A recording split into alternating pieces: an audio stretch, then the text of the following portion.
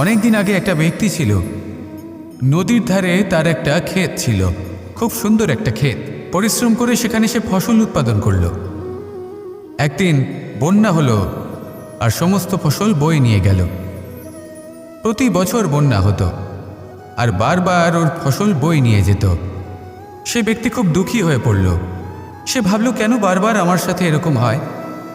তখন একজন ওকে বোঝালো যে প্রতি বছর যখন এই বন্যা আসে তখন সে তোমার ক্ষেত উর্বর মৃত্তিকা দ্বারা পুষ্ট করে তোলে। তখন সেই ব্যক্তি বুঝতে পারল যে প্রকৃতি ওকে কত বড় একটা উপহার দিয়েছে। প্রতি বছর বন্যা শেষ হওয়ার পরে সে ফসল উৎপাদন করত এবং তাতে 10 গুণ বেশি ফসল হতো। এই সংসারে যতক্ষণ না বৃষ্টির ফোঁটা মাটিতে পড়ছে, ফসল কিভাবে উৎপন্ন হবে? যতক্ষণ না এই সোনা তীব্র আগুনে উত্তপ্ত হচ্ছে, ততক্ষণ সে কুন্দর কি করে হয়ে উঠবে? সেইভাবেই যতক্ষণ না আপনি সমস্যার সম্মুখীন হচ্ছেন, জীবনে সামনে এগোবেন কিভাবে? তাই বিপদ হোক বা সমস্যা, তার সম্মুখীন হন, আর তাও ইতিবাচক মনোভাব নিয়ে। দেখবেন অবশেষে আপনি বিকাশের পথে অগ্রসর হয়েছেন।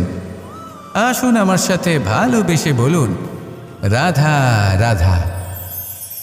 আমাদের জীবনে যখনই আমরা কোনো বড় দায়িত্বের সম্মুখীন হই, তখন আমরা তার থেকে দূরে পালাই আর এই অজুহাত দিই যে না না, এত বেশি ভার বহন করার যোগ্যতা আমার নেই, আমি করতেই পারবো না। দেখুন, এই সংসারে ভিন্ন ভিন্ন ধরনের গাছ আছে, ছোট গাছ, বড় গাছ, কিন্তু বটগাছের মতো বড় এবং নিবিড় গাছ আর একটাও নেই। সে নিঃস্বার্থভাবে এই সংসারকে সেবা করে যায়, ছায়া প্রদান করে, শীতলতা প্রদান করে। আর যখন এমন সময় আসে যখন তার ওপর বোঝা অত্যন্ত বেড়ে যায়, সে কিন্তু কোনোভাবেই ভেঙে পড়ে না। তখন সে নিজের নিঃস্বার্থ কর্মের ফল লাভ করে, সেই নিঃস্বার্থ কর্ম যা সে করেছে। তার দেহ থেকে ছোট ছোট ঝুড়ি বার হয় এবং তা কাণ্ডের আকার ধারণ করে। সেই কাণ্ড মাটির কাছে পৌঁছয় এবং তারপর তা বটগাছের সহায়ক হয়ে ওঠে। সে ভেঙে পড়ে যায় না। এইভাবে আপনিও জীবনে নিঃস্বার্থভাবে সবার সেবা করুন, ভালোবাসুন, সবাইকে সাহায্য করুন। যেদিন আপনার ওপর বোঝা অত্যন্ত বেড়ে যাবে, সেদিন এই সব মানুষ আপনাকে সাহায্য করার জন্য আসবেন, আপনার শক্তি হয়ে উঠবেন, আর আপনি বটগাছের মতোই মহান এবং বিশাল হয়ে উঠবেন। আসুন আর আমার সাথে ভালোবেসে বলুন, রাধা রাধা। একদিকে হলো আঙুর আর অন্যদিকে কিশমিশ। দেখতে গেলে এই দুটোই সবারই খুব প্রিয়। শিশু হোক, যুবক হোক বা কোনো বৃদ্ধ ব্যক্তিই হোক না কেন। আর দেখতে গেলে এই কিশমিশ, এটা আঙুর থেকেই আসে, তারই অন্য একটি রূপ। কিন্তু কখনো হাটে যান আর গিয়ে জিজ্ঞেস করুন যে এই কিশমিশ আর আঙুর, এই দুইয়ের মধ্যে অধিক মূল্য কার? আপনিও নিশ্চয়ই জানবেন যে কিশমিশের মূল্য আঙুরের থেকে অনেক গুণ বেশি। এবার এরকম কেন হয়? এর পেছনে কি কারণ থাকতে পারে? একদিকে হলো সেই আঙুর যা টাটকা অবস্থায় গাছ থেকে পেড়ে খাওয়া যায়, আর অন্যদিকে হলো কিশমিশ যাকে মাসের পর মাস রোদে ফেলে রাখা হয়।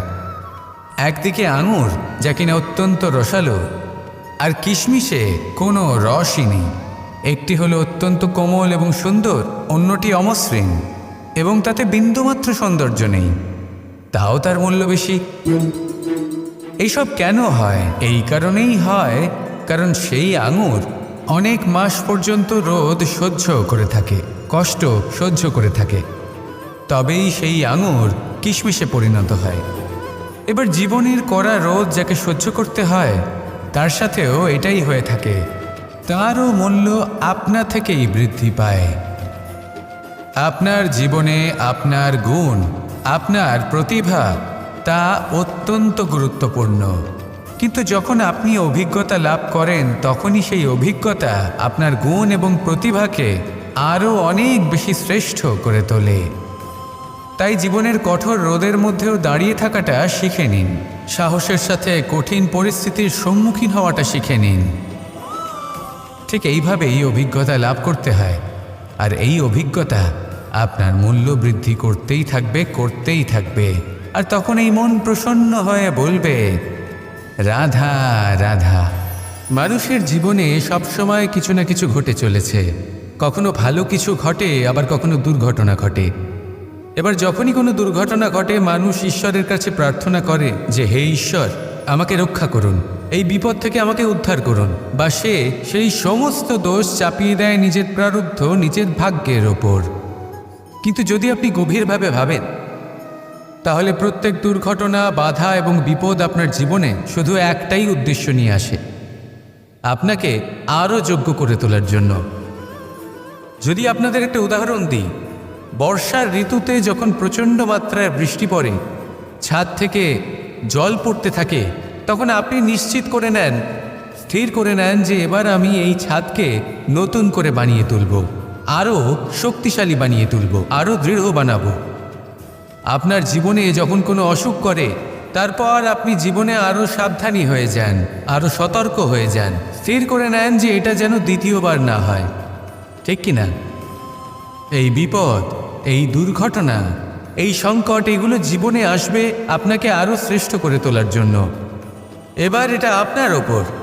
আপনি একে ভাগ্যের পরিহাস বলে মনে করবেন, নাকি ঈশ্বরের সংকেত মনে করবেন, যিনি আপনাকে আরও শ্রেষ্ঠ করে তুলতে চান? সিদ্ধান্ত আপনারই। আসুন আর আমার সাথে ভালোবেসে বলুন, রাধা রাধা। আমাদের মধ্যে বেশিরভাগ মানুষ কোনো না কোনো মহাশক্তির উপস্থিতিকে বিশ্বাস করেন। আমরা মনে করি যে এ হলো সেই মহাশক্তি যার প্রভাব, যার কৃপা চিরকাল আমাদের উপর বজায় থাকে। আমাদের কর্মের ওপর, কর্মফলের ওপর চিরকাল তার দৃষ্টি থাকে। আমাদের মধ্যে কেউ একে ঈশ্বর মনে করেন, কেউ বা প্রকৃতি মনে করেন, বা কেউ কোনো গৃহপালিত পশুর মধ্যে মহাশক্তির দর্শন লাভ করেন, বা কেউ কোনো বস্তুর মধ্যে। প্রত্যেকের নিজস্ব বিশ্বাস আছে, কিন্তু সেই শক্তির থেকে আশীর্বাদ লাভের জন্য বা কোনো ইচ্ছে পূরণের জন্য আমরা কখনো না কখনো মন্দিরে যাই। এই মন্দির শব্দের সূত্রপাত কিভাবে, আগে সেটা বুঝে নেওয়া যাক। মন্দির, এই শব্দের আরম্ভ হল মনের দ্বারা। কিন্তু বেশিরভাগ মানুষ যখনই মন্দিরে যান কোনো ইচ্ছে পূরণের জন্য বা ইচ্ছে পূরণ হওয়ার পরে ধন্যবাদ দেওয়ার জন্য, তখন তিনি শুধুমাত্র শারীরিকভাবে সেখানে উপস্থিত থাকেন। তার মন তো সাংসারিক কাজের মধ্যেই ঘোরাফেরা করতে থাকে, তাই না? তাহলে বলুন, এর অর্থ কি? যদি আপনি মন্দিরে নিজের মনকেই না নিয়ে যান, তাহলে তার কি লাভ হবে? মন্দিরে গিয়ে নিজের মনকে ঈশ্বরের চরণে পূর্ণরূপে সমর্পণ করুন। নিজের মন থেকে ঈশ্বরের আরাধনা করুন, আর এই মন থেকেই বলুন, রাধা রাধা। যদি কোনো সিংহ বানরের মতো গাছে চড়তে চেষ্টা করে, তাহলে কি হবে? একটা মাছ যদি মাটিতে হাঁটতে চেষ্টা করে, তাহলে কি হবে? তারা বিফলই হবে। কিন্তু এরকম কেন হয়? তার কারণ হলো প্রকৃতির রচনা কিছুটা এরকম। এখানে প্রত্যেকটি ব্যক্তিকে, প্রত্যেকটি প্রাণীকে আলাদা আলাদা গুণের অধিকারী করা হয়েছে এবং সকলকে একটা সীমাও প্রদান করা হয়েছে। এবার এই যে বৃক্ষ, পশু, পাখি, এদের মধ্যে সেই ক্ষমতাই নেই যে এরা নিজেদের যাচাই করতে পারবে, নিজেদের সীমাগুলো বুঝতে পারবে, নিজেদের সদ্গুণগুলো চিনতে পারবে। এরা সেটা করতে পারবে না। কিন্তু মানুষ তো আলাদা। মানুষের কাছে সেই বিশেষ শক্তি আছে যে তারা পূর্ণরূপে নিজেদের যাচাই করতে পারবে, নিজেকে পূর্ণরূপে বুঝতে পারবে, নিজের দোষ, নিজের অপগুণ, নিজের সদ্গুণ, নিজেদের সীমাগুলো তারা বুঝতে পারবে। আর এটা অত্যন্ত গুরুত্বপূর্ণ। কথায় আছে যে যদি সাফল্য লাভ করতে হয়, তাহলে নিজেকে যাচাই করে নিতে হবে। তাই নিজেকে যাচাই করুন, নিজের সাথে পরিচিত হয়ে যান এবং জীবনে কর্ম করতে থাকুন। সাফল্যের শিখরে অবশ্যই পৌঁছে যাবেন। আর ওখানে যদি যান, তাহলে এই মন প্রসন্ন হয়ে অবশ্যই বলবে, রাধা রাধা। আমরা সবাই প্রকাশের অনুগামী। সূর্যের থেকে আমরা প্রকাশ লাভ করি এবং সেই প্রকাশের কারণে আমরা সব কিছু দেখতে পাই। আর হয়তো সেই জন্য আমরা সূর্যকে এত মান্য করি, তাকে সম্মান করি, তাকে পুজো করি। কিন্তু এই সংসারে শুধুমাত্র সূর্যই কি আছেন যিনি প্রকাশের উৎস? না। যখন সূর্যাস্ত হয় তখন কি হয়? তখন চন্দ্রমা প্রকাশ দিয়ে থাকেন, উনি আমাদের পথ দেখান। আর যখন চন্দ্রমা থাকেন না তখন কি হয়? তখন আমাদের গৃহ প্রকাশময় করে তোলে ছোট্ট একটা প্রদীপ। অর্থাৎ আকার বা নাম গুরুত্বপূর্ণ নয়, গুরুত্বপূর্ণ হল গুণ। আপনিও এই গুণগুলি আপন করুন। চন্দ্রমা বা প্রদীপের মতো সূর্যের অনুপস্থিতিতেও প্রকাশের কিরণ ছড়িয়ে দিন। সৎপথে চলুন আর আমার সাথে ভালোবেসে বলুন, রাধা রাধা। এই হলো বটগাছের একটা বীজ।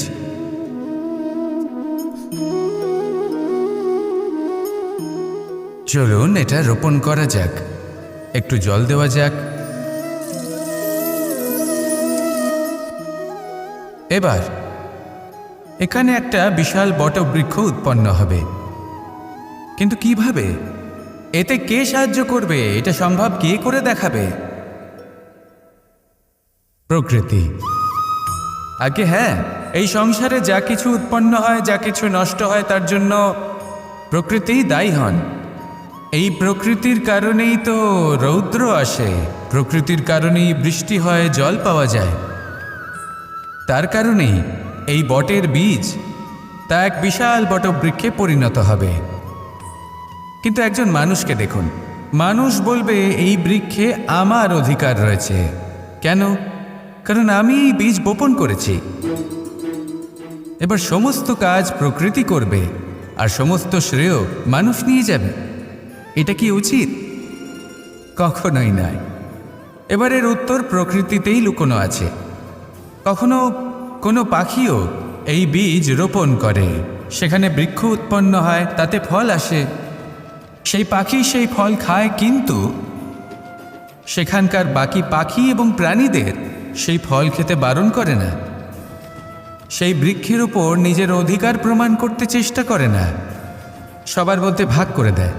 আর এটাই আমাদেরও করা উচিত। যা প্রকৃতি থেকে আসছে তা আবার প্রকৃতিতেই ফিরে যেতে দিন। এটা অত্যন্ত প্রয়োজনীয়।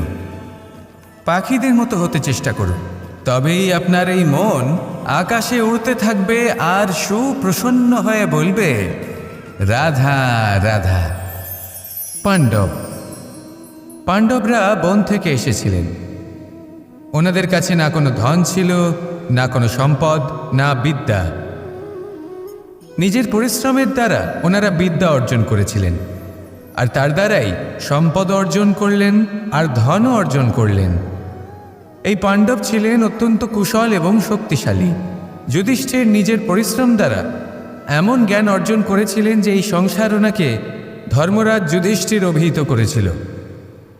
দেখতে গেলে পাণ্ডবদের কাছে সব কিছুই ছিল, কিন্তু যখন বিষয় এলো আরও ধন লাভ করার, তখন যুধিষ্ঠির, যিনি পাণ্ডবদের মধ্যে জ্যেষ্ঠ, তিনি সকল পাণ্ডবদের সাথে দ্যুতক্রীড়ায় অংশগ্রহণ করে ফেললেন।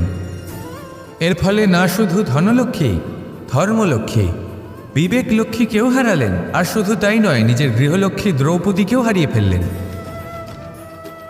এর কারণ কি? ভুলে গেলেন খুব সহজ একটা কথা, এই সংসারে সম্মান এবং সাফল্য দুটোই পরিশ্রমের দ্বারা লাভ করতে হয়। কিন্তু দ্যুতক্রীড়ার এই খেলা আমাদের ভাগ্যের উপর নির্ভরশীল। এই সংসারে দুটি পথ রয়েছে। একটা পথ যেখানে কর্ম এবং পরিশ্রমের দ্বারা আপনি নিজের পথ নিজেই রচনা করতে পারবেন, আর দ্বিতীয় পথ হলো যেখানে এই ভাগ্য এক মুহূর্তে আপনাকে শিখরেও পৌঁছে দিতে পারে, আবার ধূলিসাৎ করে দিতে পারে। আপনি কোন পথ বাছবেন সেই চয়ন আপনারই। আসুন আর আমার সাথে ভালোবেসে বলুন, রাধা রাধা। কিছু মানুষ বড়ই বিচিত্র হন, এমনভাবে জীবনযাপন করেন যেন তাদের কোনোদিন মৃত্যুই হবে না। নিজেদের অহংকারের বশে একটা কথা ভুলে যান, যে যতই তারা নিঃশ্বাস নিচ্ছেন, যতই তারা জীবনযাপন করছেন, ততই তারা মৃত্যুর দিকে এগিয়ে চলেছেন। কারণ আমাদের এই জীবন তা নিঃশ্বাসের ওপর নির্ভরশীল। নিঃশ্বাস চলছে, মানে জীবন চলছে। নিঃশ্বাস যদি থেমে যায় তাহলে জীবনও থেমে যাবে। আমাদের জীবনের প্রদীপ যে কোনো মুহূর্তে নিভে যেতে পারে, আর কত সময় বাকি রয়েছে সেই বিষয়ে আমাদের কোনো ধারণাই নেই। তাই যে মুহূর্ত আমরা এখন যাপন করছি সেটার সদ্ব্যবহার করে নেওয়া যাক, কোনো শুভ কর্ম করে নেওয়া যাক, এমন কোনো কর্ম যার দ্বারা আমাদের ব্যক্তিত্বতে এমন এক চমক আসে যে আমাদের মৃত্যুর পরেও এই সংসার আমাদের চিরস্মরণীয় করে।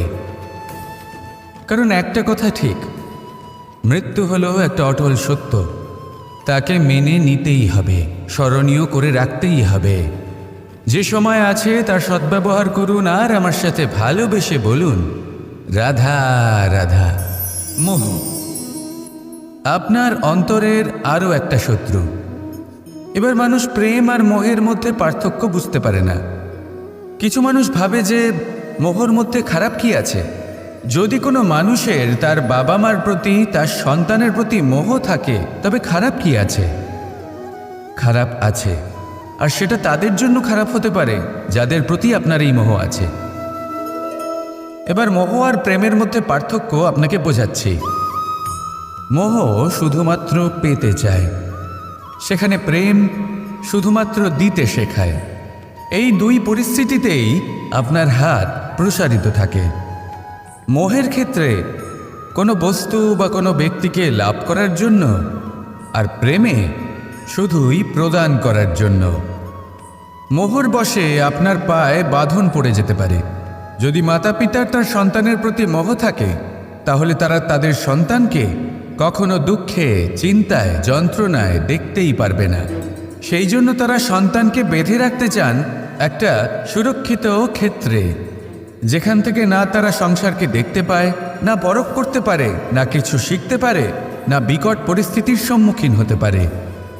ঠিক যে কারণে তারা দুর্বল হয়ে পড়ে, অজ্ঞানী হয়ে ওঠে। তাদের বিকাশ সেখানেই স্তব্ধ হয়ে যায়, আর সেখানে প্রেম শুধুমাত্র বিকাশের পথে নিয়ে যায়। মা বাবা যদি সন্তানকে ভালোবাসেন তাহলে তাকে ছেড়ে দেন যে যাও সংসারকে দেখো, পরখ করো আর শেখো। কিভাবে এর সাথে লড়াই করতে হবে সেটা নিজে শেখো। নিজের শক্তি নিজেই বাড়িয়ে তোলো, নিজের পথ চয়ন করো। সেই জন্য এই মোহর শিকল ভেঙে ফেলুন আর প্রেমকে আপন করে নিন। আর এই প্রেম দ্বারাই বলুন, রাধা রাধা। বাল্যকালে যখন আমি মাখন খেতাম, তখন যশোদা মায়ের আমার মাখন খাওয়া নিয়ে কোনো সমস্যা ছিল না। কিন্তু যখন আমি মাখন খেতাম, মাখন চুরি করতাম, তখন যেই প্রকারে বাড়ির পরিচ্ছন্নতা আমি নষ্ট করতাম, তা নিয়ে অবশ্যই যশোদা মায়ের আপত্তি ছিল। আর হবে নাই বা কেন? কথায় আছে যে যদি আমাদের ঘর পরিচ্ছন্ন থাকে, সেখানে লক্ষ্মী বসবাস করে থাকেন, তবেই সেই বাড়িতে সন্তোষ ভাব থাকবে। সেই জন্যই আমাদের যশোদা মা পরিশ্রম করে বাড়ির ভেতর এবং বাড়ির বাহির সবসময় পরিচ্ছন্ন করে রাখতেন। এবার যেইভাবে আমাদের বাড়ি, যেখানে আমাদের পরিবার বসবাস করতেন, সেইভাবেই আমাদের শরীর আর আমাদের আত্মা রয়েছে, যাতে আমরা বসবাস করি। একেও স্বচ্ছ রাখা প্রয়োজনীয়। এবার স্বচ্ছ কিভাবে রাখা যায়? শুধু বাহ্যিক পরিচ্ছন্নতা আর প্রসাধন দ্বারা তা সম্ভব হবে না। জীবনে কিছু কটু অভিজ্ঞতা আমাদের সকলের থাকে। সেই কটু অভিজ্ঞতাগুলির কারণে আমাদের মন, আমাদের আত্মা মলিন হয়ে যায়। এই মালিন্য থেকে আমাদের আত্মাকে মুক্ত করা অত্যন্ত প্রয়োজনীয়। এই স্বচ্ছতা অত্যন্ত প্রয়োজনীয়। আর আমাদের এই মন মালিন্য থেকে মুক্ত হতে পারে শুধুমাত্র প্রেম এবং করুণার দ্বারা। তাই সকলকে ভালোবাসতে থাকুন আর মনের মধ্যে করুণার বোধ জাগ্রত করুন। কারণ যেইভাবে বাড়ি পরিষ্কার থাকলে তাতে লক্ষ্মী বসবাস করেন, সন্তোষবোধ বজায় থাকে, সেইভাবেই যদি মন স্বচ্ছ থাকে তাহলে তাতে সন্তোষও থাকবে, শান্তিও থাকবে। তাহলে ভালোবাসতে থাকুন, মনের মধ্যে করুণাবোধ জাগ্রত করুন আর আমার সাথে ভালোবেসে বলুন, রাধা রাধা।